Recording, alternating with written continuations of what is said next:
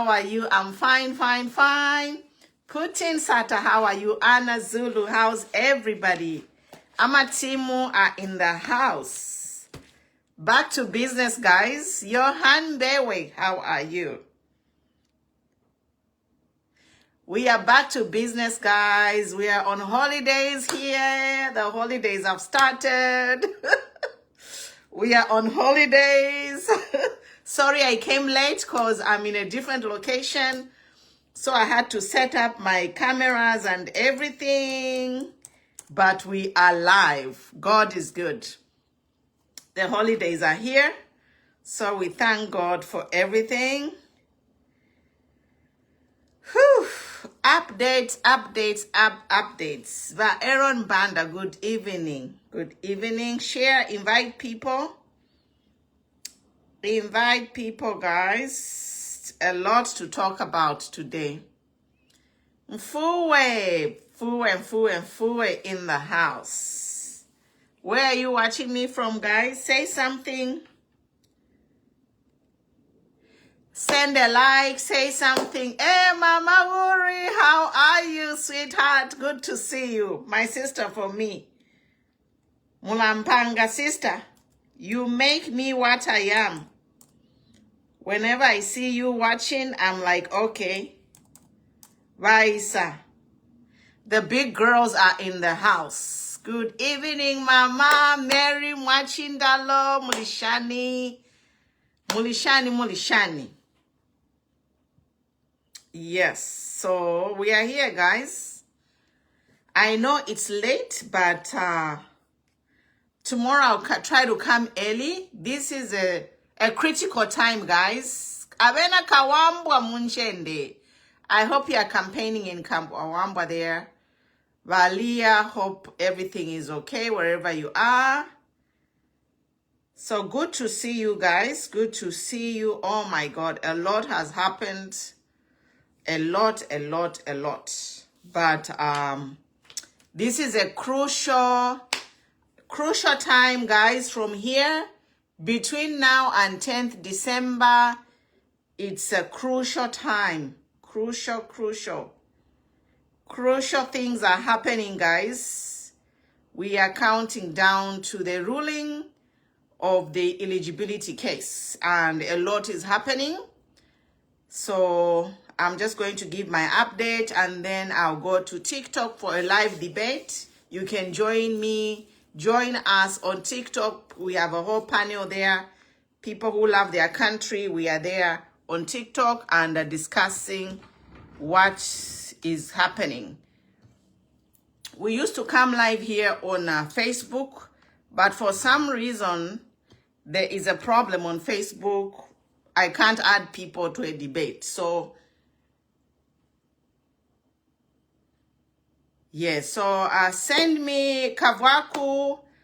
I am here I'm not in Zambia, so if there's anything that you would like me to discuss, send it to me in advance so that I can research and prepare my talking points. Yes.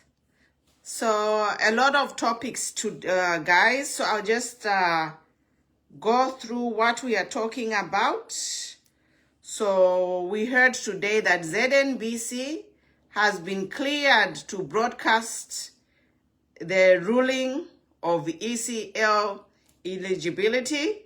So ZNBC will be live broadcasting whatever will happen.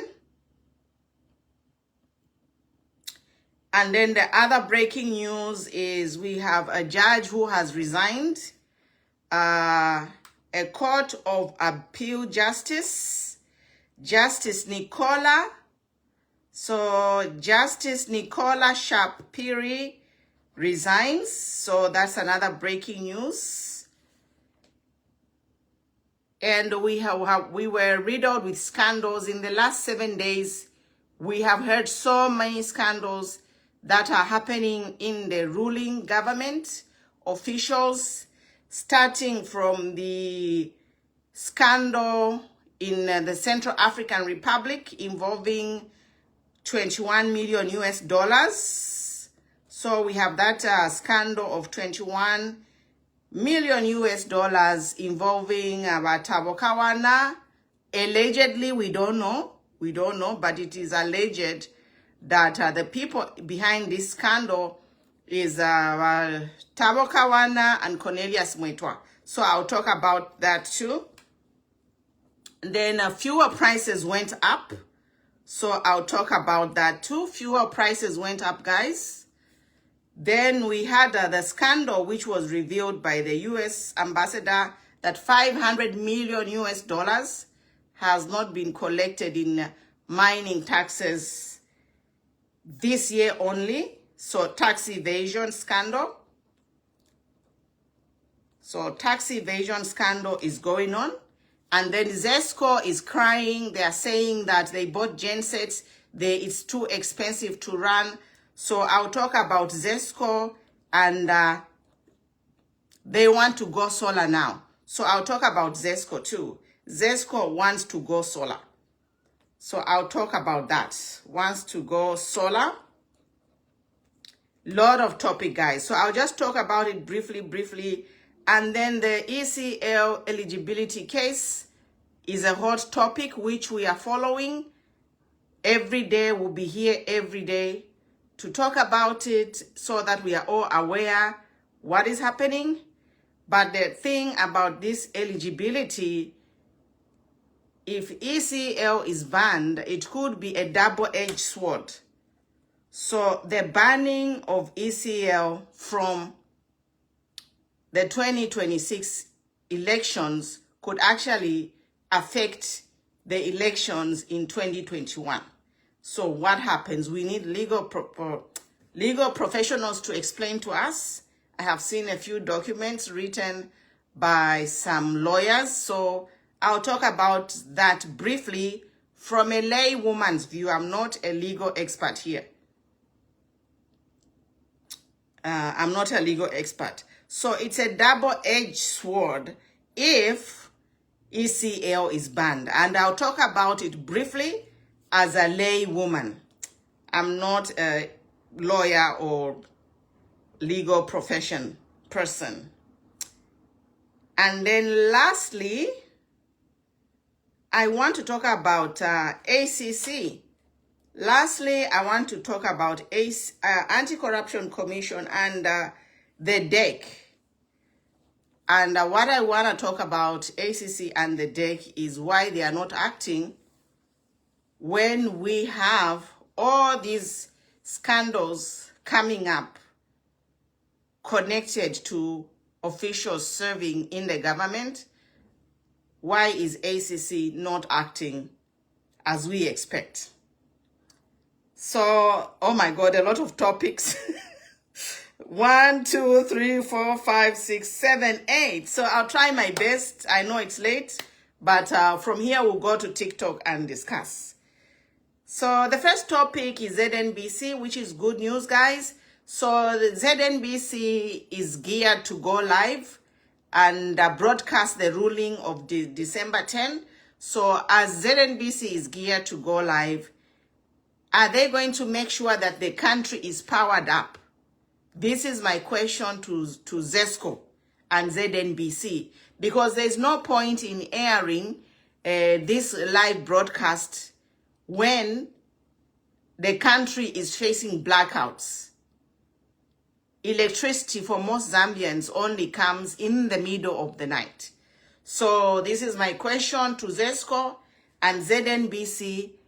Are these two institutions working together to ensure that there will be power during the session to announce the eligibility of our beloved president, Edgar Chagwa Lungu? So that's my point. I welcome it. If ZNBC is going to televise the ruling, I welcome, I am happy. But my point is there going to be power? Is Zesco going to make sure that the entire country is powered up at that time?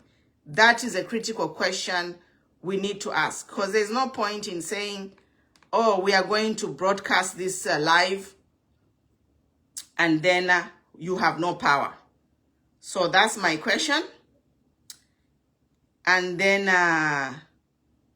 the next topic is we have seen some justice, actually 2 judges have resigned today. I'm not sure, but 2 judges have resigned. So this is sending a message. If you remember in our social, all this is, what I'm saying here is on social media. It's all public information. But I'm here to say that if you remember, we have been researching, and we know that judges are not above the law. So the judges must make sure whatever decision they make is within the law. Otherwise, if the judges make a partial ruling, they will also be subject to prosecution. So I think if there are judges who are uncomfortable to be part of making a partial decision, I don't blame them if they are resigning. Really, at this point, if the judges decide to start resigning, I don't blame them. Because at the end of it all, the judges will be held accountable. Judges are not above the law. And the whole thing is that this ECO case has been heard 3 times before. This ECO case has been heard 3 times before. So, which brings me to the point that if the ruling is overturned, if ECO is banned, it could be a double-edged sword. And there is an article which is going. There is an article which has been written and is circulating online. It is circulating online, highlighting the implications of banning ECL from being eligible. So, in other words, this could backfire. If ECL is banned, it might send our country into chaos. We don't know. There is an article. I think let me pull it up and try to read, but I don't have time. But if you go on my page, I'll try and pin the article in the comments of this live. Go in my page and read it. So let's be alert, guys. Let us be alert and follow what's going on, because they might think they are doing a good thing by banning ECL, but this will backfire, because it will mean that in 2026, ECL was an illegal candidate, meaning that election could be declared null and void. So I think the judges, this whole situation is getting tense. The more, when we started, it was just like a joke, you know. When we started this whole, you know, when Michel Chizombe started this case, he thought it was a joke. But this is a serious case with serious implications, because the ruling which ECL's eligibility received is what made him stand in 2021. So if they say ECL is ineligible, that decision will affect those 2021 elections, and what will happen? So we need our legal personnel in Zambia, Law Association, Mwema judges, justices, help us. What is going to happen in Zambia? So the situation is getting tense and tense the more we think about the implications of banning ECO. Because the whole point of opening that case was to ban it. So what was the point of opening the case if they don't want to ban ECL? This is my question. VayuPND, what was your point of questioning ECL's eligibility if you don't want to ban it, if you don't want him to be declared ineligible. What was the whole point? But the point is, this is a double-edged sword. It will cut Lungu and then it will cut UPND. And I think from my own layman's, don't quote me, I'm not a legal profession. From my own understanding, what I've been researching so far, if ECL is ineligible for 2026, he stood on the same ruling in 2021. So that election will be void, right? And then what will happen to this current government? This is where the problem is. This is where the problem is. And I've seen comments here to say, why don't you put this person to stand? Why don't you put this person to stand? It's the people who want ECL to run. And it's not a job of a ruling government to pick and choose who should be on the ballot. The people should choose whom should be on the ballot by popular demand. We have seen rulers in the world who have ruled for 30 years. And no one even questions why they are there, because the people want them. So my point here is this ruling will be here, we'll be talking, and we shall follow this closely. We need all the legal people to explain the implications. We know that if they throw out this case, then everything will be normal. If this case is thrown out, then everything will be normal. We shall go to the elections in 2026 with the ECL on the ballot, if this case is thrown out. But if they say ECL is ineligible, then we have problems. And we need the legal fraternity in Zambia to interpret what will be the next steps if the ECL is banned. Because whatever the decision they make, it is going to affect the 2021 elections and the upcoming 2026 elections. So I have made my point on that. So then we saw the price of fuel has gone up. And all I have to say is it is unfair for this government to be passing on the price of fuels to the consumer when they are failing to collect taxes. 500 million US dollars is a lot of money which this government can use to offset, to subsidize the fuel costs. So this government, ZRA, is sitting there and watch money leave our country, but then immediately there is a slight shift in the oil market prices. They transfer the cost to the consumers. I would say that this is irresponsible of the government, because a caring government will make sure that it collects all the taxes and revenues, especially from mining, because our GDP is based on mining. So why are they allowing tax evasion?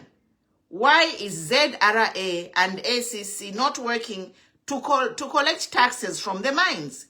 This is what is going to help sustain Zambia and improve, cushion the harsh economy of Zambia is by collecting taxes. So I strongly condemn the increasing of fuel prices when you are letting miners go scot-free without paying taxes. And it is a shame. Coming to the topic of Zesco, I want to say that, again, Zesco is a shame, because Zesco at the same, now there is rain, it's in the rainy season, load shedding has not stopped. So why are they continuing to export power? Why is Zesco continuing to export power, and then they order the gensets which run on fuel, and you know how expensive fuel is, and now they are saying they are going to go solar? Isn't this confusion? Zesco has got enough power to supply the entire country, but they go and start exporting the power, and then from there they buy gensets, and after buying gensets, now they are saying gensets are too expensive, they want to go solar. It's a shame. If Zesco was a disorganized company, that's what it is right now. That this is what Zesco is. because there is no way you can be exporting power, then from there you go buy gensets, and then you start crying, oh, gensets are too expensive, let us go solar. It is simple. Why don't you stop exporting power and provide the hydroelectric power to the Zambians? Very few people in Zambia are on the electrical grid. It is simple as Zesco. Stop exporting power and supply power to the Zambians. You have killed the Zambians. All the small-scale business people, they are dead. They can't function. Aba matela, aba ma bakery, aba mishishi, anything. You can't. Hair salons, whatever, ama restaurants, everything depends on power. Everything is dead. It is dead. So it is shame. Shame on you, Zesco. And we will continue talking here until you do the right thing. Stop exporting power. That is the solution. There is no way out. Even Sole, you have to plan. You should have planned before you started from, or use the money that you're receiving from exporting power. Use that money to install solar. We are tired of you guys in this UPND just talking about your plans without implementing them. Lastly, I saw something on the internet saying that, they want to open, Mansa batteries will open in 2025. We are tired of your stories. Tatuli vanava kulave padionse. Pantu kulia ma election kuka wambwa nomba kulia mambo kulave paya bantu ati tuleisula Mansa batteries. Mwewadi kuka wambwa ko Mansa batteries, have they started working on it to reopen it? We are not babies ava kulave pobufi. We don't even want to hear your plans. We just want to hear news to say Mansa batteries na isuka. We are tired of every day you giving us promises so that people can vote for you. Mwebena kawambwa mwishi wapa kuvotera. Ngabale mpela ma 150 mulie. Na Mansa batteries ngabakesula, let them open it. But you will not get the vote. Until we see that that plant is there, is running, and people are employed and receiving salaries, that's when you get a vote from the people of Luapula.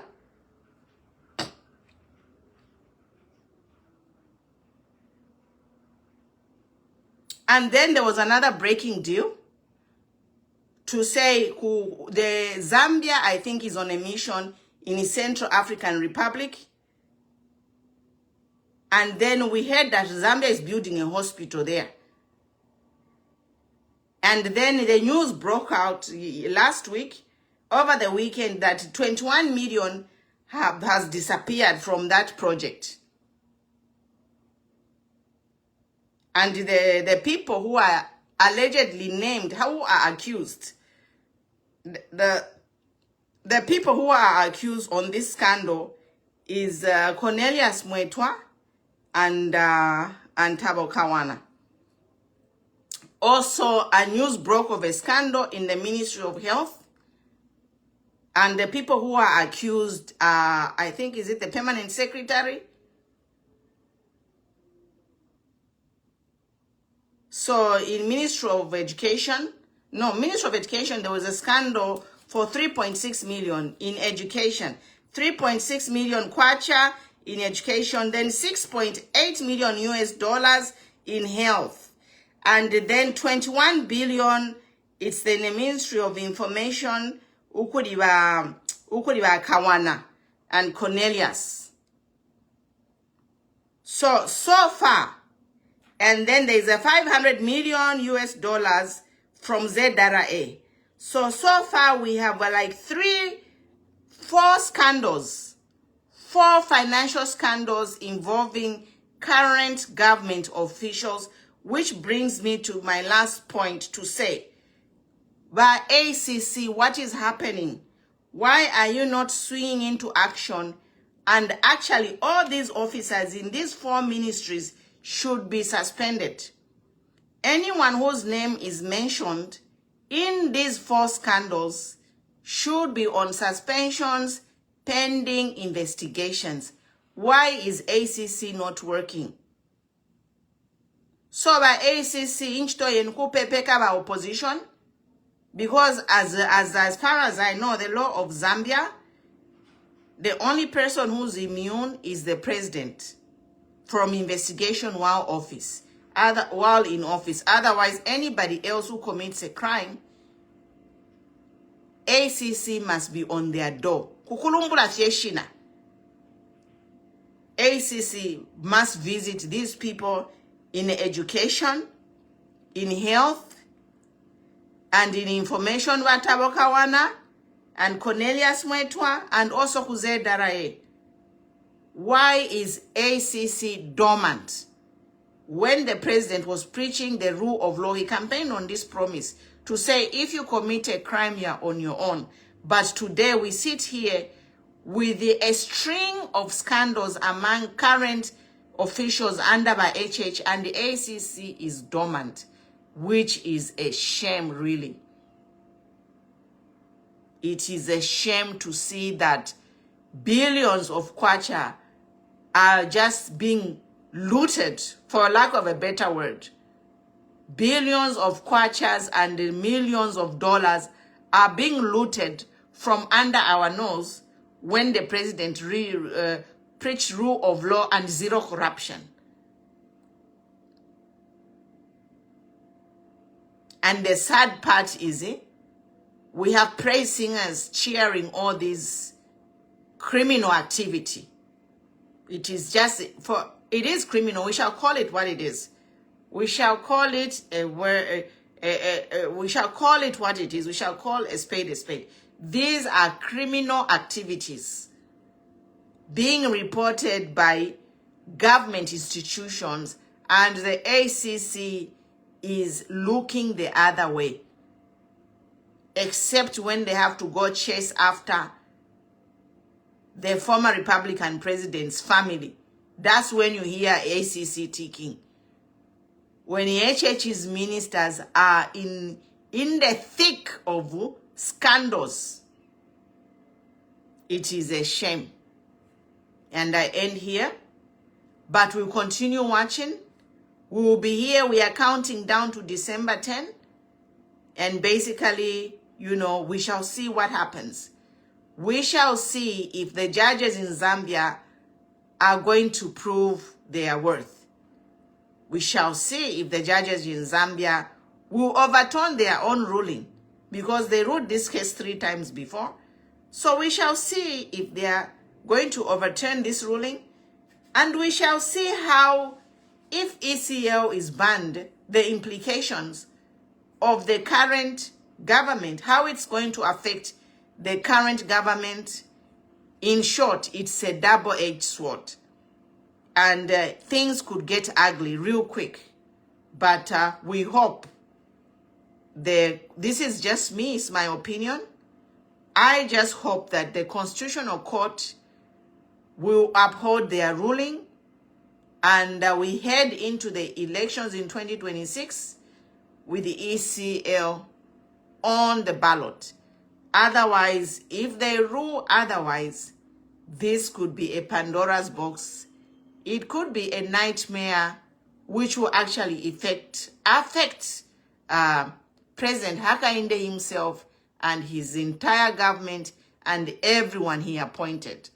I'm going to post the documents, the articles that have been written on this page about the implications of banning ECL from the ballot. So thank you so much. I'm going to TikTok.